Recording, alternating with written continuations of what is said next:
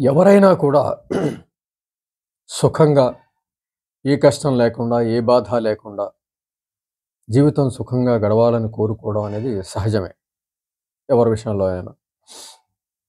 కానీ జీవితం అలా నడవనప్పుడు కొద్దిగా బాధ అనిపించడం, మళ్ళీ సుఖంలోకి వెళ్ళిపోవాలనిపించడం, కష్టం వస్తే మళ్ళీ ఆ కష్టాలు వదిలించుకొని మళ్ళీ సుఖంలోకి వెళ్ళిపోవడం అనేది మనసుకు అనిపిస్తూ ఉంటుంది. కానీ మనకి బాధ అనేది, కష్టం అనేది జీవితంలో లేకపోతే నిజానికి సుఖం అనే దానికి కూడా అర్థం లేకుండా పోతుంది. ఎంచేతంటే ఉన్న చోటే ఉండాలి, ఇబ్బంది లేకుండా ఉండాలి, సుఖంగా గడవాలి అని అనుకోవడం మానసికమైనటువంటి జాడ్యానికి, మానసికమైనటువంటి అసమర్థతకి, మనోబలహీనతకి దారితీస్తుంది. అంటే ఆ విధంగా ఒకచోటే ఉండిపోదామని, స్థిరంగా ఉండిపోదామని, సౌకర్యంగా ఉండిపోదామని అన్న ఆలోచన కూడా ఒక్కొక్కసారి పరిస్థితులు దాన్ని అధిగమించినప్పుడు, అక్కడ పరిస్థితిని ఎలా ఎదుర్కోవాలో తెలియని పరిస్థితి, అయోమయ స్థితి ఏర్పడే అవకాశం ఉంటుంది. అంటే మన మనసుని ముందుగానే మనము వచ్చే కష్టానికి కానీ, వచ్చే బాధకు కానీ సిద్ధంగా చేసుకోలేని పక్షంలో, ఉన్న చోట బావుంది, ఇలాగే ఉంటే బావుంటుంది, ఏ కష్టం రాకూడదు అనే ఆలోచనతో కొనసాగుతూ ఉన్నట్లయితే, ఏదైనా కష్టం, అనుకోని కష్టం వచ్చినప్పుడు మనసు దాన్ని ఎదుర్కోవడానికి సిద్ధంగా ఉండదు. ఆలోచనలు సహకరించవు. మనోబలం ఉండదు.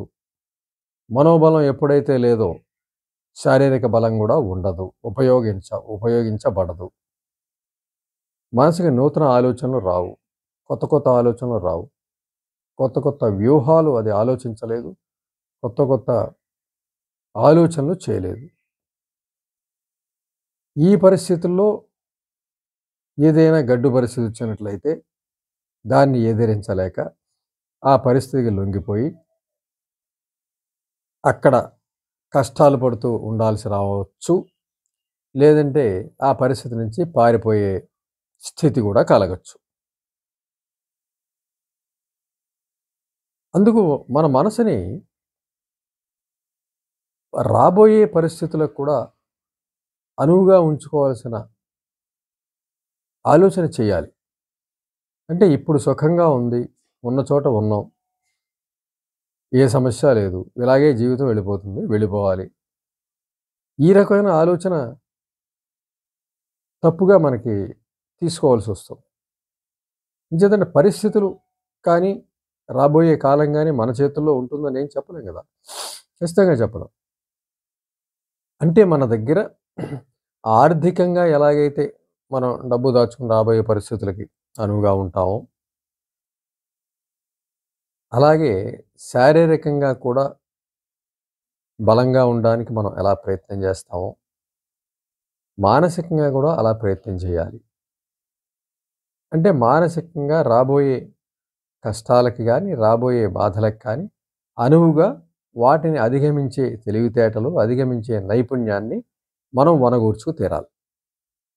ఇవేమీ లేకుండా, రేపన్న దాని గురించి ఆలోచించకుండా, ఏ విధమైన సామర్థ్యాలకి పదును పెట్టకుండా, అలాగే జీవితాన్ని కొనసాగిస్తే వచ్చే కష్టం మనని అత్యంత కష్టపెట్టగలదు. మనం ఎదిరించలేని పరిస్థితి వస్తుంది. పారిపోయే పరిస్థితి వస్తుంది. దాక్కునే పరిస్థితి వస్తుంది.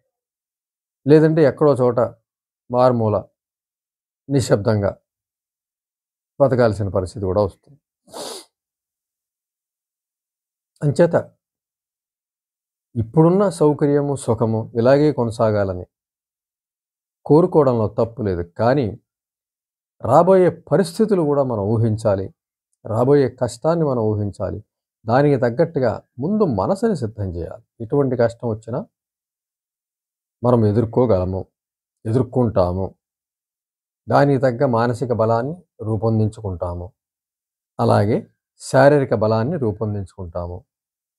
దానికి తగ్గ వ్యూహాలను రచించగల తెలివితేటలు, ఆ వ్యూహాన్ని అమలుపరచగల మానసిక దారుఢ్యం ఇవన్నీ కూడా మన దగ్గర ఉన్నాయి, ఉంటాయి. వీటి గురించి కూడా మనం ఆలోచించాల్సిన పరిస్థితి ఉంటుంది. ఎలాగైతే ఒక తోటకో, ఒక పొలానికో కంచె వేయటమనో, కాపలా ఉండటమనో జరుగుతుందో, అలాగా రాబోయే పరిస్థితికి తగ్గట్టుగా మనము దాన్ని అధిగమించే విధంగా మనసుని, శరీరాన్ని, వ్యూహాలని, యుక్తుల్ని మనం రెడీ చేసుకోవాల్సిన అవసరం ఉంది. అదే జీవితం. లేదా ఇలాగే కొనసాగుతుంది, ఇలాగే ఏదో ముందుకెళ్తుంది జీవితం, ఏ సమస్య లేకుండా జీవితం నడుస్తుంది, ఏ కష్టం రాకుండా నడుస్తుంది. ఈ విధమైనటువంటి ఆలోచన తప్పు. జీవితం అన్నాక కష్టాలొస్తాయి, బాధలొస్తాయి, మన మీద దాడి జరగచ్చు, అసూయ ద్వేషాలతో ఇతరులు మన మీద దాడి చేయొచ్చు, మన సంపద మీద దాడి చేయొచ్చు. ఈ రకమైనవి కూడా ఉంటాయి అనే ఆలోచన స్వీకరించాల్సిందే. వాటిని ఎప్పుడైతే మనం స్వీకరించామో మన రక్షణ కోసం మనం ప్రయత్నం చేస్తాం. మానసిక వ్యూహాలని పదును పెట్టాలి, మానసిక తెలివితేటలకి పదును పెట్టాలి, సామర్థ్యాలకి పదును పెట్టాలి. వాటితో పాటుగా శారీరకమైన దారుఢ్యానికి ప్రయత్నం చేయాలి, ఆరోగ్యం కోసం ప్రయత్నం చేయాలి. ఇవన్నీ చేసినప్పుడే జీవితంలో పారిపోకుండా ఉన్న చోటే ఉండి, బలంగా ఉండి, మనము మన ఉనికిని మనం కాపాడుకునే పరిస్థితి ఉంటుంది. లేదు అన్నట్లయితే పారిపోయి జీవితంలో ఒక చాటుగా బతకాల్సిన పరిస్థితి వస్తుంది. అది మరింత దుర్భరంగా ఉంటుంది, అది మరింత ఆత్మవిశ్వాస రహితంగా ఉంటుంది. ఎప్పుడైతే ఆత్మవిశ్వాసం కోల్పోతామో ఆనందం కూడా కోల్పోవడం జరుగుతుంది. అక్కడ మరొకరు దాడి చేసినా, మరొకరు అసూయ ద్వేషంతో మన మీద ఇబ్బంది పెట్టినా కూడా అక్కడి నుంచి మళ్ళీ ఇంకో చోటికి పారిపోయే పరిస్థితి వస్తుంది. ఈ రకమైనటువంటి పారిపోవడం అనే పరిస్థితి నుంచి మనని మనం కాపాడుకు తీరాలి. అలా చెయ్యాలి అన్నట్లయితే ఎప్పుడూ కూడా ఇలాగే ఉండాలి, సుఖంగా సాగుతుంది, ఏ ఇబ్బంది రాదు, ఇలాగే జీవితం వెళ్ళిపోవాలి, ఇటువంటి ఆలోచన చేయకుండా ఏ కష్టం వచ్చినా, ఏ బాధ వచ్చినా ఎదుర్కొనే వ్యూహాలను, ఎదుర్కొనే మానసిక శారీరక శక్తిని మనం సంతరించుకున్నట్లయితే జీవితం నడుస్తూ ఉంటుంది. దాంతోపాటు ఇవి కూడా నడవాలి. జీవితం ఓ పక్కన సుఖంగా నడుస్తూ ఉందని వదిలేస్తే కాదు, రాబోయే కష్టానికి తగ్గట్టుగా సిద్ధమవడం కూడా మనం చేస్తూ ఉండాలి. ఓ పక్కన ఎలాగైతే ఆర్థికంగా రాబోయే రోజులకి మనం దాచుకుని ఎలాగైతే మనం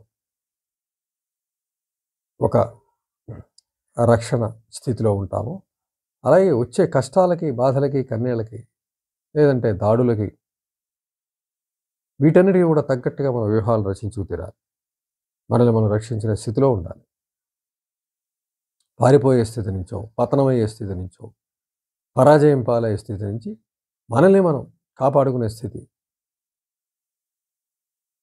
దాడిని తిప్పికొట్టగల స్థాయిలో ఉండేలాగా మనల్ని మనం సిద్ధం చేసుకు తీరాలి. లేదంటే మన ఉనికికి ప్రమాదం ఏర్పడి మనల్ని మనమే ఇబ్బంది పెట్టుకుని, మనల్ని మనమే ఇష్టం లేని పరిస్థితి నుంచి మనం బాధపడాల్సి వస్తుంది. ఇంచేత జీవితం సుఖంగా నడవాలి, ఇబ్బంది లేకుండా నడవాలన్న ఆలోచన ఓ పక్కన జరిగినప్పటికీ కూడా రాబోయే కష్టాల్ని, రాబోయే బాధల్ని, రాబోయే దాడులని, అవి ఆర్థికంగా కావచ్చు, లేదంటే ఇతరత్ర ఏవైనా కావచ్చు, ఎదుర్కోవడానికి ధీటుగా మన మనసుని బలోపేతం చేసుకోవాలి, వ్యూహాలని బలోపేతం చేసుకోవాలి. దాంతోపాటుగా శారీరక దారిఢ్యాన్ని కూడా మనం పెంపొందించుకున్నట్లయితే, ఆరోగ్యాన్ని కూడా మనం కలిగి ఉన్నట్లయితే జీవితం సుఖవంతంగా, సౌఖ్యవంతంగా, ఆనందంగా కొనసాగుతుంది తప్పనిసరిగా.